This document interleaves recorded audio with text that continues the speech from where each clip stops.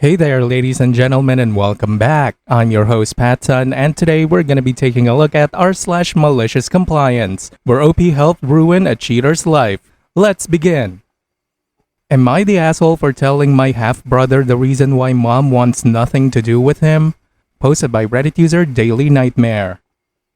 When I was a baby, my parents divorced. My dad had been cheating on my mom, and it only came to light because his mistress, my stepmom, got pregnant and made him choose between her and my mom. 9 months and one divorce later, my brother Ethan was born. Needless to say, my mom isn't fond of Ethan. She doesn't hate him, but she doesn't love him either or want any type of relationship with him. On the semi-frequently times where she sees him, when she picks me up and drops me off from my dad's house, she basically ignores him. She avoids making eye contact or ever initiating conversation with him, and when he tries to talk to her, she gives short answers and gets us both on our way ASAP. My dad and stepmom have sheltered Ethan from the past family drama, and it's always been frustrating, but I figured it wasn't my place to interfere. Because of that, he didn't understand why my mom doesn't like him. He thought it was because she hates my dad, a bit true, and is a cold, resentful old hag who can't leave the past behind and is jealous of my stepmom. His words exactly from 2 years ago, and again partially true minus the jealousy, but in my opinion she has a good reason.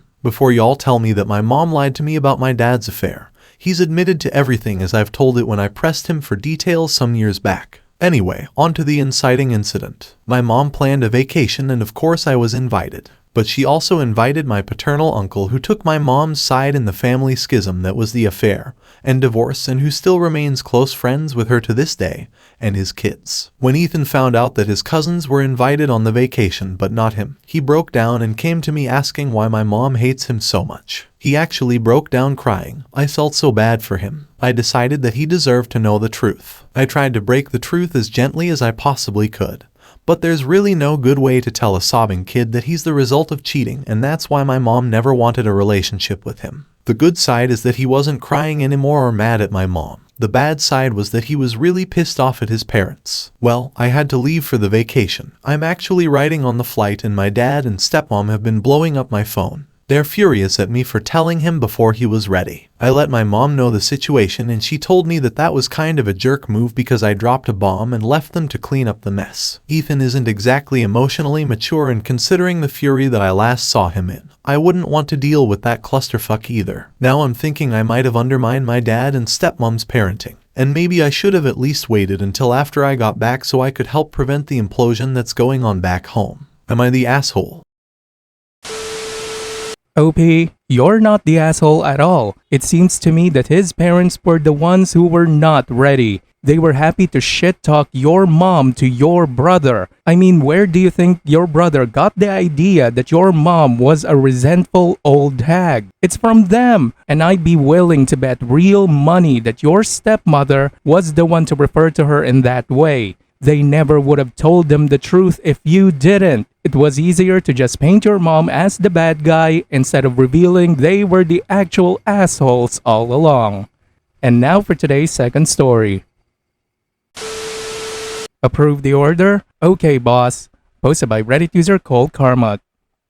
I don't know whether to put this in Tales from Retail or here, but I ultimately decided here since I did what I was told, knowing there would be fallout. A couple years ago, before I joined Reddit, I worked front desk at a print and marketing shop, receiving orders from customers and processing them to be ready to print. A woman came in while we were rather busy, and we'll call her fortunate for the eventual play on words. One of the ways I normally handle this is handing order forms to waiting customers to fill out their contact info while they wait. This woman was strange. She filled out the order form, but waited until all customers were out of the store before she came to the counter. She handed a USB to me in the order form. To my surprise, the order form was already all filled out, from the quantity of pages, type of paper, binding options, laminated pages. To say she wanted everything but the kitchen sink would be an understatement, as this was easily a $100 order for what appeared to be a single copy of a 23-page book. The file was even PDF format already, so essentially print ready. However, Fortunate then gave me a cryptic request as I plugged the USB in. Could you please complete the order without looking at it? Now, while some would immediately call this a red flag, for me it's just another Tuesday evening. It's not uncommon for people in relationships to get specialized calendars or photo prints done of, let's call them distasteful nudes. Not raunchy stuff, but straddling that border. Holiday calendars and Valentine Day photo books have desensitized me to that stuff. Unfortunately, I have to open the file to make sure everything is formatted correctly. Even then, as the finishing work gets done, people will have to look at it. I do offer to her, however, that if she is concerned about many people seeing it, I could do it myself and ensure only I look at it to minimize eyes it. Alternatively, she could also do it in the self-serve section and forego the finishing. Fortunate gets flustered at this point and without saying a word gets up and leaves. I called to tell her that she left her USB, but she just left and told me to destroy it. Okay, now I'm curious. I plugged in the USB and there was one file, doc1.pdf. I opened the file and while I don't remember exactly what I was expecting, it wasn't this. Your husband is cheating on you with me. In custom font, with a picture of a guy nude on a bed and who I assume is Fortunate beside him. Fortunate was Mistress Fortunate. Her face was expertly blurred out. This was clearly a graphic designer. The document was short and to the point, one sentence in big custom font on each page. It explained who Fortunate was and that she had no idea that the husband, who will be named Jerk, was married as they were dating. Pictures and everything. She explained that she wanted to keep her identity a secret to protect herself, but felt the wife needed to know the moment she learned of her. Okay, well, that's a story that isn't over yet. Later that day I was processing orders from our online system. This basically involves opening files, skimming through them, making them print ready, then approving them for production. I did not expect much, until suddenly I opened a file titled doc1.pdf and saw the following. Your husband is cheating on you with me. Yep, Mistress Fortunate put through the order on our online system.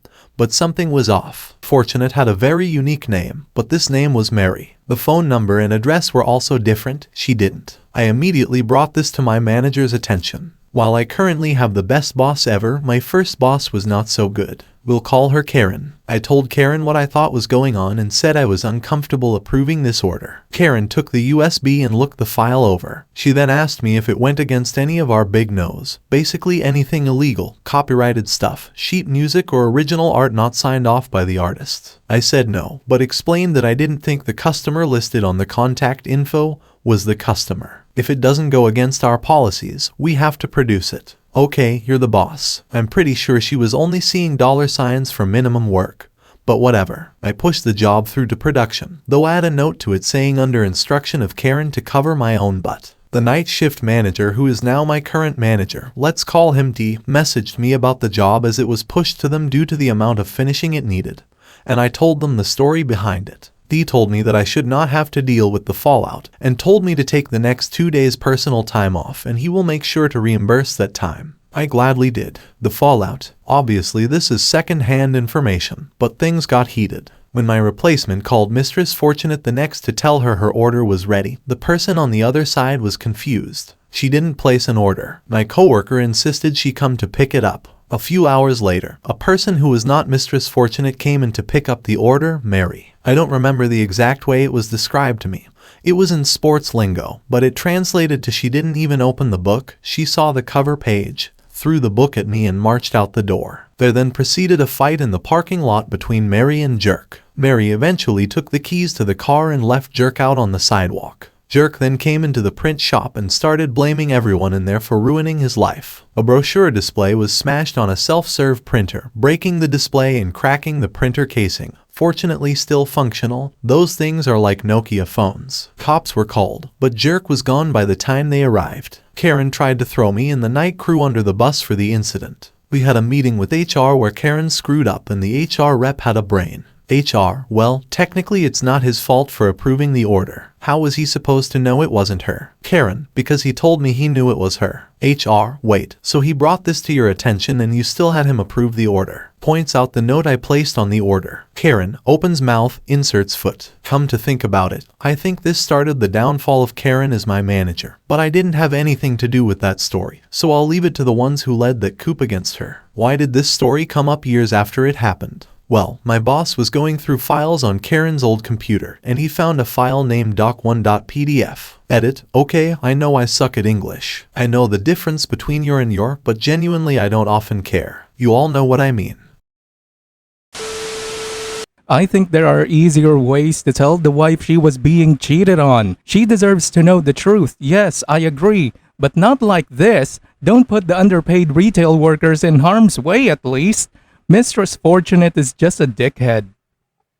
Viewer support is the best way for me to remain independent and continue bringing you these daily videos, which will always be here on my channels for you to watch absolutely free. So please consider subscribing to me on Rumble and on YouTube. Both will be linked in the description box down below. Thanks for listening, everyone. If you even somewhat enjoyed today's story, make sure to give this video a thumbs up, and if you really like it, consider subscribing to PattSun to never miss a future upload. Stay strong.